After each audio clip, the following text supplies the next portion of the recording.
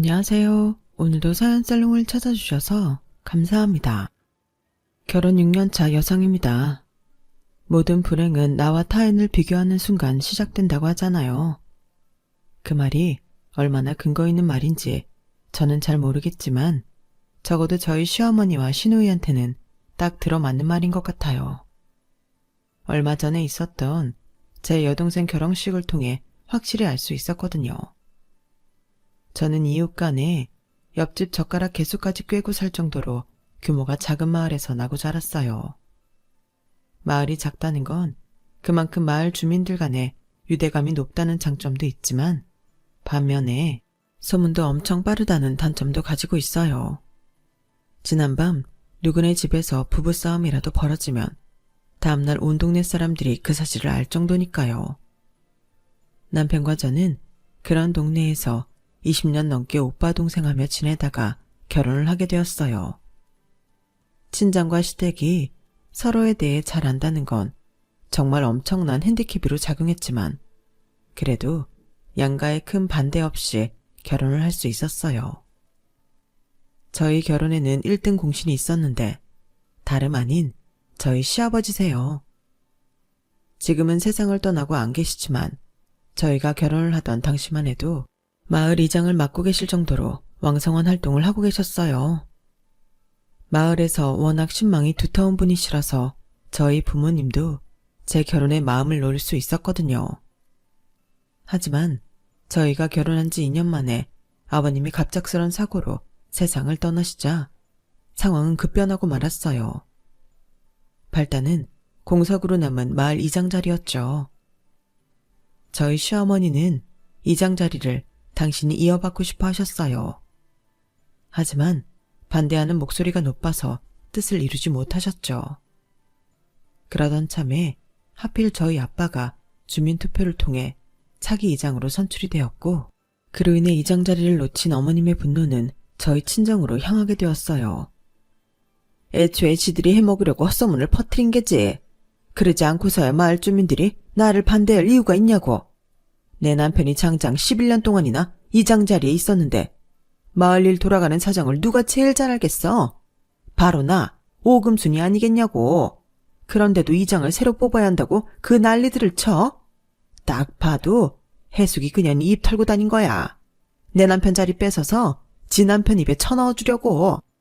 여기서 해숙이는 바로 저희 엄마예요. 시어머니와는 동갑내기 친구로 국민학교부터 고등학교까지 함께 지내온 사이죠. 시어머니의 억측은 입에서 입을 거치는 동안 살이 붙어서 마치 저희 부모님이 처음부터 이장 자리를 노리고 모든 일을 꾸민 것처럼 변해버렸어요. 그게 어느 정도로 무시무시하게 살이 붙었냐면요. 아버님의 갑작스런 죽음에 저희 부모님이 무관하지 않다. 아버님이 돌아가시자마자 장례식에서부터 저희 부모님이 차기 이장 자리를 노리고 사람들을 포섭하기 시작했다. 누군가 돈이 오가는 현장도 목격했다더라. 등등 터무니없는 말들이 난무했어요. 당연히 그 소문을 들은 저희 엄마가 가만히 계실 리 없었죠. 오금순 인연이 미쳤나? 어디서 그런 말도 안 되는 소리를 해. 그깟 이장 자리 하나 때문에 우리를 살인자로 몰아? 이 썩을 년 내가 가만 두나 봐. 엄마, 우리 시어머니가 그 소문을 냈다는 증거도 없잖아. 그저 뜬 소문일 뿐이야. 화부터 내지 말고 일단 어머님이랑 만나서 대화로 풀어. 됐어. 내가 그년 성격을 몰라. 어릴 때부터 지가 못 가지면 발로 짓밟아서라도 남도 못 가지게 망가뜨리는 게 네 시애미 성격이다. 그 더러운 성질머리를 여태 못 고치고 아직도 그러고 살다니. 나이를 헛먹었지. 내 이번엔 그놈의 새치열을 가만 안 둬. 결국 저희 엄마는 씩씩대며 시댁으로 달려갔고 그날 두 어머님은 서로의 머리채를 잡고 한참을 싸우셨어요. 조용하던 마을에 벌어진 사돈간의 싸움은 동네 사람들에겐 재미난 볼거리였어요. 말로는 그만두라고 하면서도 흥미진진하게 싸움을 지켜보더라고요. 사람이 참 잔인하다는 걸 그때 알았죠. 뒤늦게 소식을 전해 듣고 달려온 저희 아빠가 두 어머니 사이를 갈라놓았지만 그런다고 싸움을 멈출 분들이 아니었어요. 오히려 저희 아빠까지 머리채를 잡히고 온몸에 생채기만 날 뿐이었죠. 그날의 싸움은 근무 중에 소식을 듣고 읍내에서 불이 나게 달려온 제 남편의 중재로 끝이 났지만 이후로도 두 어머님들은 만날 때마다 으르렁대셨어요. 그리고 그 사이에 낀 저와 제 남편의 집중 공격에 타깃이 되었죠. 어머님은 저를 볼 때마다 저희 엄마한테 쌓인 감정을 제게 표출하셨고 그렇게 사위를 아끼던 저희 엄마 역시 제 남편한테 화풀이를 하셨으니까요. 자네도 우리가 자네 아버지 죽음에 관련이 있다고 생각하나? 그런 거면 솔직하게 그렇다고 얘기를 해. 자네 엄마처럼 뒤에서 말도 안 되는 헛소문이나 퍼뜨리지 말고. 장모님, 그게 무슨 말씀이세요? 그건 그저 사고였어요. 잘못이라면 졸음운전한 덤프트럭 기사 탓이지. 그게 왜 장인 장모님 탓입니까? 아무도 장인 장모님 탓으로 생각하는 사람 없어요. 저희 어머니 말 때문에 언짢으시다면 제가 대신 사과드릴게요. 죄송해요, 장모님. 그 말에 저희 엄마는 방바닥에 주저앉아 대성통곡을 하셨죠. 내가 억울해서 살 수가 없어. 살다 살인누명까지 쓰게 될 줄 누가 알았겠냐고. 그까지 지장자리가 뭐라고 사람을 이렇게 비참하게 만드는지. 아휴, 내 억울해서 내가 내 명예 못 죽겠네. 아니 땐 굴뚝에 연기 나겠냐고 한다지만 이럴 때 보면 가능한 것도 같더군요. 한바탕 소란으로 동네가 시끄러워지자 저희 아빠는 마을 회관에 사람들을 모아놓고 이장자리에서 물러나겠다고 하셨어요. 이 깎게 뭐라고 사돈간에 척을 지고 살아야 된답니까? 나 이딴 거 안 할랍니다. 이장이니 뭐니 안 해도 지금까지 잘만 살아왔어요. 나 이런 감투에 연연하지 않습니다. 그러니 하겠다는 사람한테 주시고 더는 나 괴롭히지 마세요. 아빠의 폭탄 선언에 마을 사람들은 아빠를 달래기에 여념이 없었어요. 하지만 이미 이장자리에서 마음이 떠난 아빠는 한사코 거절을 하셨죠. 그 소식을 접한 시어머니는 이제야 당신이 제자리를 찾게 됐다고 생각하셨던 모양이에요. 저희 아빠가 이장자리에서 물러난 바로 다음 날부터 온 동네를 휘저으며 이장 노릇을 하기 시작했거든요. 하지만 저희 아빠만 밀어내면 자기 차지가 될 줄 알았던 이장자리는 끝내 어머님한테 돌아가지 않았어요. 이참에 젊은 세대한테 물려주자는 의견이 지배적이어서 청년 회장직을 맡고 있던 양계장집 아들한테 이장자리가 돌아갔거든요. 요즘엔 농작물이며 지역 생산품을 인터넷으로 판매하는 경우가 많아서 상대적으로 PC 활용이 능한 젊은 이장이 경제력이 있다는 판단 때문이었죠. 물론 중차대한 마을 일은 젊은 친구한테 맡기는 건 불안하다는 의견도 소수 있었지만 결국은 대부분의 주민들이 마을의 변화에 힘을 실어주었어요. 그렇게 탄생한 30대 이장은 저희 아빠를 비롯해 몇몇 마을 어른들의 도움을 받아가며 크고 작은 마을 공동체 사업을 시작했고 그 덕에 마을의 공동수익은 높아졌어요. 당연히 주민들의 호응은 엄청났죠. 딱 한 사람, 저희 시어머니만 빼고요. 어린 놈이 나이 든 노인들 혼을 쏙 빼놨네 그려. 근데 그 수익이 제대로 분배되는 건 맞아? 다들 컴퓨터엔 까막눈들인데 젊은 이장이 어디서 얼마나 빼쳐먹는지 알 게 뭐냐고. 요즘 젊은 애들이 지한테 이득도 없는데 발벗고 나서는 거 봤어? 난 의심해봐야 된다고 생각해. 이장 자리를 뺏긴 것에 앙심을 품고 있던 어머님은 사람들을 만날 때마다 은근히 젊은 이장을 까대기 시작했어요. 처음엔 그러려니 하고 한 귀로 흘리던 사람들도 시간이 지남에 따라 판매 수익이 높고 낮은 집이 구분되면서 조금씩 불만을 터뜨리기 시작했고 그중 몇몇이 저희 어머님 쪽에 붙기 시작했죠. 젊은 이장이 사업을 시작할 때마다 트집을 잡고 강짜를 놓기 시작했어요. 그 바람에 사업 진행이 어려워진 젊은 이장은 저희 아빠를 찾아와 하소연을 하곤 했죠. 아저씨, 저 정말 미치겠어요. 상철이 형 어머님은 왜 그렇게 저를 못 잡아먹어서 안달이래요. 뭔 일만 할라치면 사람들 끌고 와선 트집부터 잡는데 뭔 일을 할 수 없을 정도예요. 제가 엑셀 파일까지 공개하고 자세히 설명을 드려도 무조건 아니래요. 아니, 그럼 제가 더 어떻게 해야 되냐고요. 옆에서 과일을 깎아주며 그 말을 듣던 저희 엄마는 기다렸다는 듯 한마디 거들었어요. 그놈의 여편네 또 지랄이네. 어쩜 하는 짓이 늘 그 모양일까? 동서가 너무 열내지 마라. 그 여편네가 이장 노릇 하고 싶어서 강짜 부리는 거다. 우리 집 양반 이장 됐을 때 기억 안 나니? 우리를 지 남편 잡아먹은 살인자로 둔갑시킨 여자야 그 여자가. 아주마랑 아저씨가 사람들 잘 구슬려 볼 테니까 넌 신경 쓰지 말고 네 할 일만 열심히 해. 네 덕에 집집마다 수입 늘었다고 얼마나 좋아하는지 아니? 우리도 네 덕에 작년 수입에 배는 벌었다. 정 안 되면 내가 사위 불러다가 지 엄마 단속 좀 하라고 이를게. 그 옆엔 내가 지 아들 말은 잘 듣지 않든. 결국 그 일은 저희 부모님이 제 남편을 호출하고서야 일단락이 지어졌어요. 남편이 어머님을 찾아가 한 소리를 했거든요. 어머니 때문에 내가 동네 창피해서 얼굴을 못 들고 다니겠어요. 도대체 언제까지 이러실 거예요? 어머니가 이런다고 사람들이 어머니 이장 안 시켜줘요. 괜히 동네 사람들한테 손가락질만 받는다고요. 이 작은 동네에 소문은 또 얼마나 빠른지 어머니도 잘 아시죠? 벌써부터 대직장까지 어머니 소문이 파다해요. 이장 자리 뺏으려고 신임 이장마다 엿먹인다고 다들 말들이 많다고요. 이대로라면 저 창피해서 조합에서 일 못해요. 이참에 회사 그만두고 저도 농사나 지을까요? 그게 어머니 소원이라면 그렇게 해드릴게요. 아니, 내가 뭘 어쨌다고 그러니?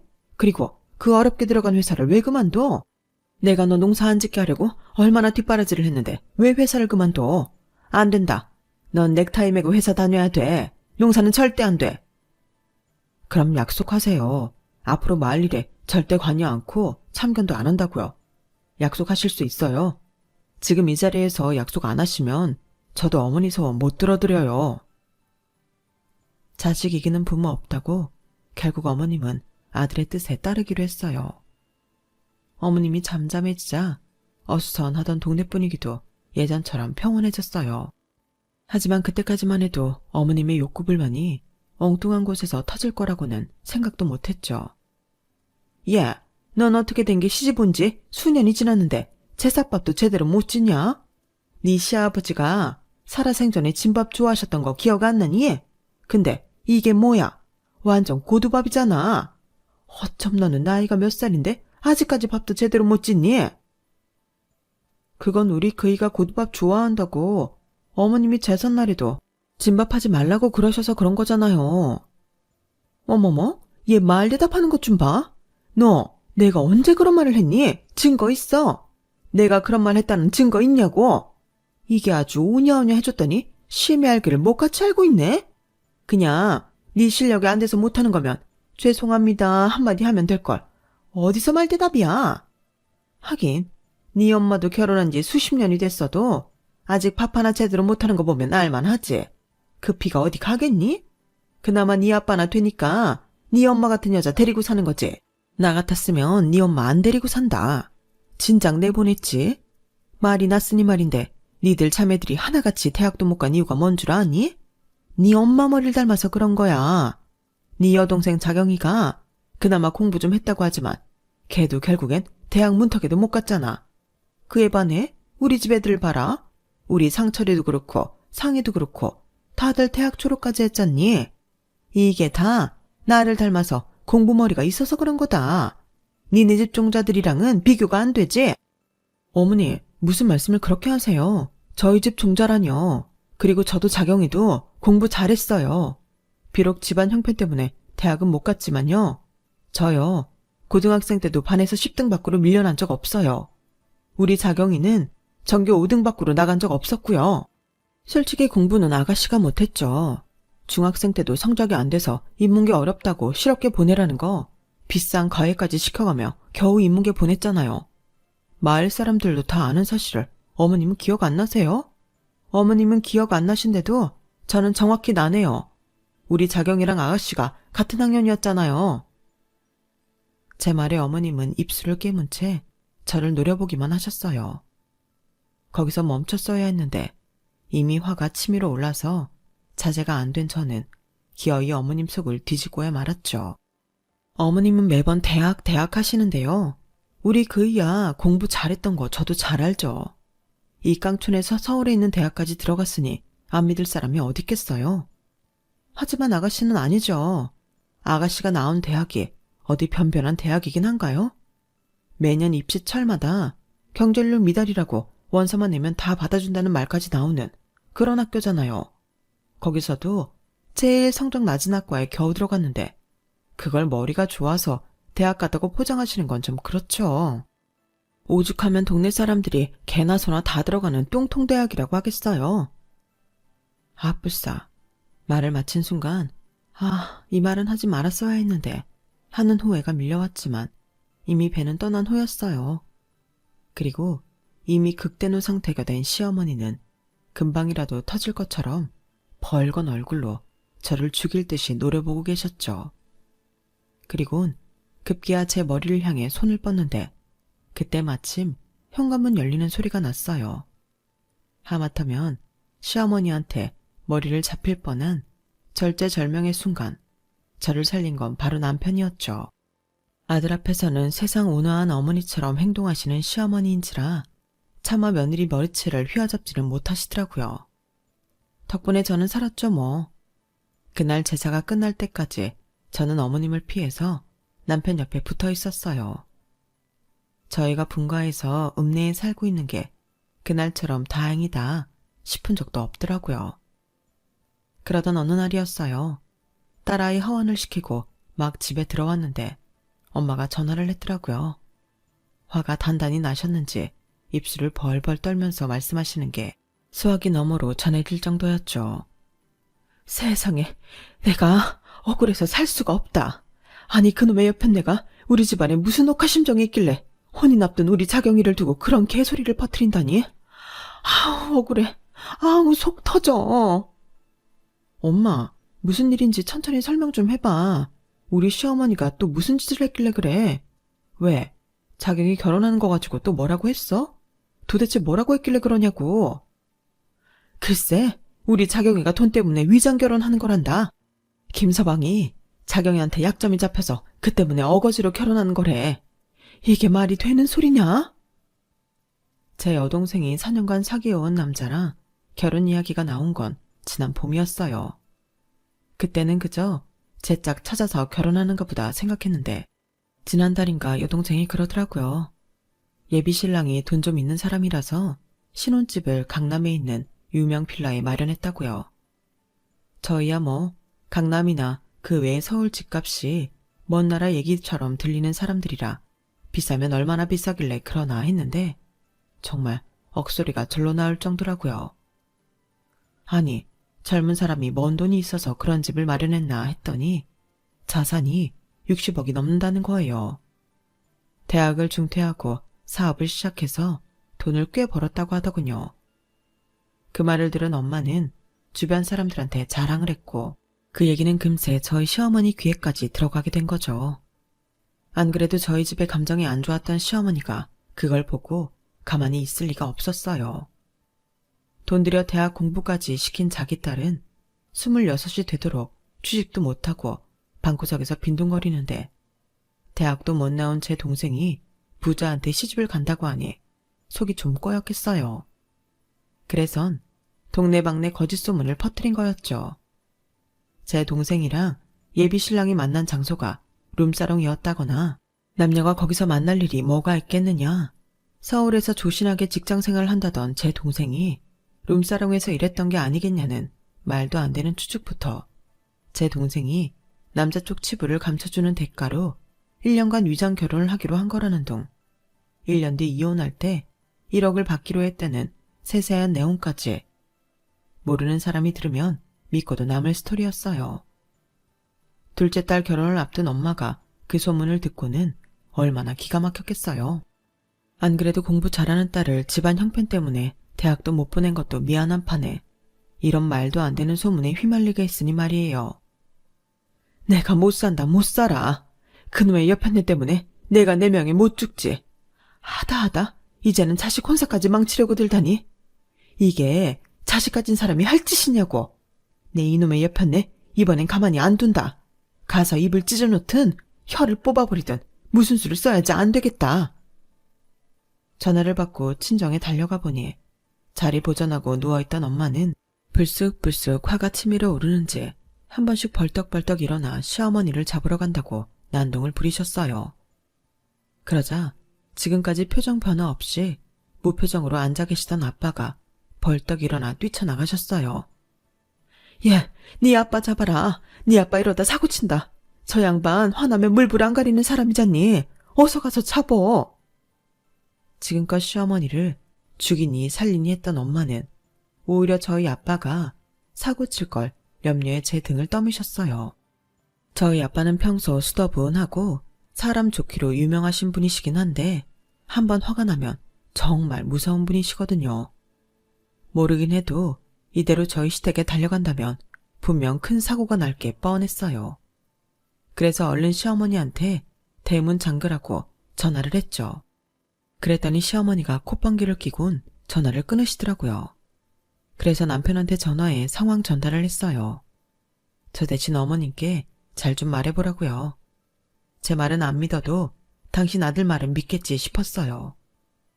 그리곤 시댁으로 달려갔는데 이미 철 대문이 박살이 나 있더라고요. 남편 전화를 받고 시어머니가 현관문을 잠궜는지 아빠는 현관문을 흔들며 문 열으라고 소리를 지르고 계셨어요. 금순이 너 당장 이 문 안 열어? 내일 모레면 환갑인 것이 여태껏 거짓말하던 버릇 못 버리고 금쪽 같은 내 새끼 혼사끼리 흙탕물을 뿌려? 네 년이 봤냐? 내 딸이 술집 나가는 거? 내 딸이 남자 약점 잡아서 결혼 협박하는 거 네 눈으로 봤냐고? 너도 딸 자식 키우고 사는 입장이면서 다른 것도 아니고 남의 자식한테 어떻게 이런 말도 안 되는 헛소문을 붙이느냐고. 문 열어. 어서 문 열어. 네 그 더러운 새치어 때문에 내 마누라 눈에서 눈물이 마를 날이 없어. 우리가 왜 너 때문에 이 고통을 받고 살아야 하냐고. 그동안 돌아가신 만석 형님 생각해서 꾹 참았다만 내 더는 못 참겠다. 이참에 네 그 못된 버릇 고치기 위해서라도 법적으로 확실히 대응할 테니까 이번엔 대충 넘어갈 생각 말아라. 끝까지 네가 문을 안 연다면 좋다. 내가 아주 망치로 부숴버릴라니까. 셋째 딸까지 문 안 열면 문 부숴버릴 테니까 알아서 해라. 하나, 둘, 셋. 마지막 구령이 떨어지기가 무섭게 시댁 현관문이 열렸어요. 그리고는 그 틈으로 겁에 잔뜩 질린 시어머니가 파리처럼 양손을 비비며 나오더군요. 오빠, 내가 잘못했어요. 한 번만 용서해줘요. 내가 잠깐 헷가닥했었나 봐. 내가 너무 부러워서 실언을 했어요. 제발 용서해줘요, 오빠. 난 이제 네 말은 못 믿는다. 이날이 때까지 네 주둥이 때문에 일 터질 때마다 네가 뭐라고 했냐? 다시는 안 그러겠다고 용서해달라고 했냐 안 했냐? 근데 이거 봐라. 아직도 넌 네 새치어로 동네방네 헛소문 퍼뜨려 놓곤 미안하다는 말 한마디로 끝내려고 들잖냐? 하나도 고쳐진 게 없어. 네가 반성을 할 줄 아는 인간이라면 오늘 같은 일은 없었어야지. 이제 네 대신 수습해줄 만석 형님도 없으니 네 죄는 그냥 네가 받고 끝내라. 나 이번엔 무슨 일이 있어도 법적으로 네 죄값 물을 테니까 그렇게 알고 법원에서 날아올 통지서나 제대로 받아라. 나랑은 더 이상 할 말도 없다. 아빠는 그대로 발길을 돌리셨어요. 그러자 다급해진 시어머니는 맨발로 달려나와 저희 아빠 바지가랑이를 부여잡았죠. 오빠, 내가 잘못했어. 내가 죽일려냐. 오빠, 한 번만 용서해줘. 나 2번 다신 절대로 거짓말 안 할게. 오빠가 하라면 각서라도 쓸게. 내가 해수기한테도 가서 싹싹 빌을게. 그러니까 제발 소송은 하지 말아줘. 그런 일로 소송까지 당하면 내 자식들 앞에서 어떻게 얼굴을 들고 살아. 오빠, 나 한 번만 살려줘, 제발. 그날 눈물 콧물을 빼가며 엉엉 우는 시어머니 모습은 싸움 구경을 하러 왔던 온 동네 사람들이 다 보고 말았어요. 그리고 그 사람들 중에는 어머님이 그렇게 아끼는 아들도 있었죠.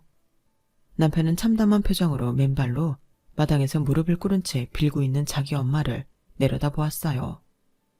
그 모습을 목격한 저희 아빠는 깊은 한숨을 쉬시고는 집으로 돌아가셨죠. 어머님의 걱정과 달리 아빠는 소송은 걸지 않았어요. 자식 앞에서 그런 수모까지 겪었는데 그보다 더 큰 벌이 어디 있겠냐면서 말이죠. 엄마는 시어머니가 마당까지 달려나와 싹싹 빌었다는 얘기를 동네 사람들한테 전해 듣고는 그 광경을 직접 못 본 걸 꽤나 아쉬워하셨어요. 그러면서도 자식 앞에서 그런 꼴을 보였으니 속이 어떻겠냐며 안쓰러워 하시더군요. 한바탕 난리를 겪은 뒤 시어머니는 온종일 집안에서 두문분출하셨어요. 말로는 동네 사람들 보기 창피해서 그런다고 했지만 실상은 아들 때문이었죠.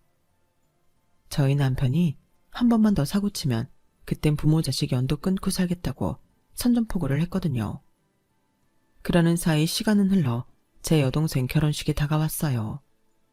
신랑 측에서 저희 마을까지 차량을 보내주어서 다들 서울까지 편히 갈 수 있었죠. 예식장에 도착해보니 그 규모와 시설에 입이 떡 벌어지더라고요. 식장 안은 마치 숲속에 온 것처럼 천장에서부터 잎이 풍성한 나뭇가지와 꽃나무가지가 길게 늘어져 내려 있더라고요. 게다가 테이블마다 고급스런 장식과 식기들이 놓여 있어서 마치 고급 레스토랑에 온 기분마저 들었어요. 저를 비롯해 평생 이런 호화스러운 결혼식장을 가본 적이 없는 동네 사람들은 휴대폰을 꺼내 사진을 찍기에 바빴죠. 딱 두 사람만 빼고 말이에요. 저희 시어머니와 시누이는 뭘 잘못 먹고 체한 사람들처럼 인상을 팍 쓰고는 입을 삐죽거렸어요. 시누이는 어떻게든 제 동생을 깎아내리려고 혈연이 된 사람처럼 쉬지 않고 입을 놀려댔어요. 치, 군뱅이도 구르는 재주가 있다고. 자경이 기집애가 남자 하나는 제대로 꼬셨네. 그리고 보면 그 기집애가 어릴 때부터 끼가 있었어. 엄마 모르지? 자경이 걔가 학교에서 오빠들한테 얼마나 아양을 떨고 다녔는지. 아, 말도 마. 눈 뜨고 보기 힘들 정도였다니까? 기집애야, 너도 좀 그러지 그랬니? 그랬으면 이렇게 돈 많은 남자 만나 호강하잖아. 엄마, 난 인생 그렇게 안 살지. 사랑도 없는 남자랑 돈 때문에 결혼할 순 없잖아. 무슨 소리냐? 그럼 자경이랑 걔 남편 될 사람이랑 좋아서 결혼하는 거 아니야? 좋아서 하긴. 내가 그 오빠를 좀 아는데 자경이 같은 애한테 관심 드는 사람 아니야. 엄마, 이건 아무한테도 말하지 마. 실은 자경이 남편이 예전에 나한테 껄떡댔었거든. 그땐 저 사람이 집도 망해서 대학도 중퇴하고 돈 벌겠다 그러길래 내가 밀어냈지 뭐. 이렇게 돈 잘 벌 줄 알았으면 그냥 받아주는 건데. 시누이는 마치 자기가 차버린 덕에 제 동생이 운 좋게 얻어가진 것처럼 혼자 생색을 냈어요. 제 동생이 연애사를 다 아는 저로서는 어이없고 한심하기 짝이 없었지만 좋은 날 분란을 일으키기 싫어서 벙어리 냉가슴 할 듯 꾹 참고 있었죠. 그런데도 시누이는 되도 않는 말을 멈추지 않더라고요. 그런데 옆 테이블에서 그 얘기를 듣고 있던 제 동생 동창이 참다 못해 한마디 한 거예요. 야, 전상이 그만 좀 해라. 넌 친구 결혼식장에 와서까지 개뻥을 치냐? 언제 자경이 남편이 너한테 찝쩍거렸냐? 네가 서울대 출신이라는 말에 혹해서 술 처먹고 들이대다가 개쪽당하고 밀려났지. 그리고 자경이가 지 남편 돈 때문에 꼬셨다는 말 어디 가서 하지 마라. 두 사람 연애 시절 아는 사람 앞에서 그딴 소리 하면 너 귀싸대기 맞아. 자경이 남편 집 망하고 대학도 그만뒀을 때 그 집 식구들 먹여 살린 거 자경이야. 지 월급 털어서 쌀 사보내고 월세 내주고 시장까지 받아가지고 그랬던 애라고. 자경이 신랑 회사 일 잘 돼서 돈 번 후에도 자경이네 시집 식구들이 먼저 나서서 결혼 빨리 하라고 닥달했어. 뭘 알고나 따를 것이지. 지금도 자경이 시어머니가 자경이한테 얼마나 잘해주시는지 아냐? 어려울 때 자기 식구들 건사해준 착한 며느리라고 결혼할 때 혼수로 젓가락 한 짝도 가져오지 말라고 하셨다더라. 근데 뭐가 어쩌고 저째? 하긴 맨날 방구석에서 하는 일도 없이 뭉개고 있는 네가 그런 허무맹랑한 스토리라도 안 지어내면 무슨 낙이 있겠냐. 근데 그런 것도 정도껏 해야지. 친구 결혼식장에 와서까지 그런 식으로 주둥이를 털면 되겠니? 나이를 먹었으면 제발 나이값을 좀 해라. 너 그러고 살면 나중엔 자식 보기 창피하지 않겠냐? 동창의 말에 시누이는 얼굴이 새빨갛게 달아올라서는 도망치듯 결혼식장을 빠져나갔어요. 그건 저희 시어머니도 마찬가지였죠. 비는 못 속인다고 어쩌면 시어머니랑 하는 짓이 그리 똑같은지.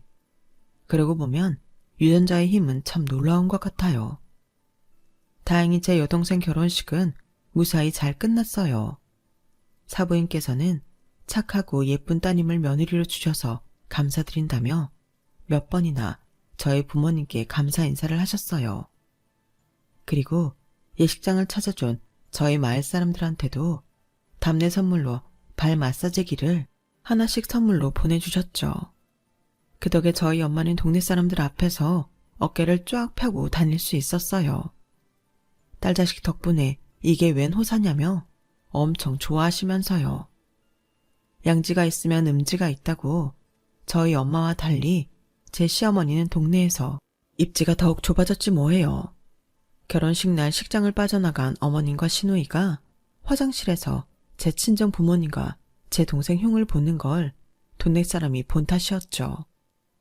같은 동네 사람으로서 그 좋은 날 축하는 못해줄 망정 결혼하는 사돈처녀 앞날에 저주를 퍼붓더라며 온 동네에 소문이 난 탓에 한동안 밖에 다니지도 못하게 되었어요. 그 소문을 들은 저희 엄마는 사람은 고쳐 쓰는 게 아니라며 저희 시어머니는 관뚜껑 닫힐 때까지도 그 버릇 못 고치고 남의 흉을 볼 거라며 혀를 끌끌 차시더군요. 그리고 보면 시어머니와 시누이는 자신의 인생을 돌볼 생각은 않고 자신과 타인과 비교하면서 손수 지옥을 만들어 나가는 것 같아요. 길어야 100년도 못 사는 인생인데 이제는 좀 남의 인생이 아닌 자신들의 인생에 집중하기를 바랄 뿐입니다. 지금까지 제 사연을 들어주셔서 감사합니다. 들어주신 분들 사랑하는 가족들과 행복하세요. 여러분, 사연 댓글에 응원과 현명한 조언 부탁드려요. 좋아요와 구독은 저에게 큰 힘이 됩니다. 오늘도 좋은 일 가득하세요.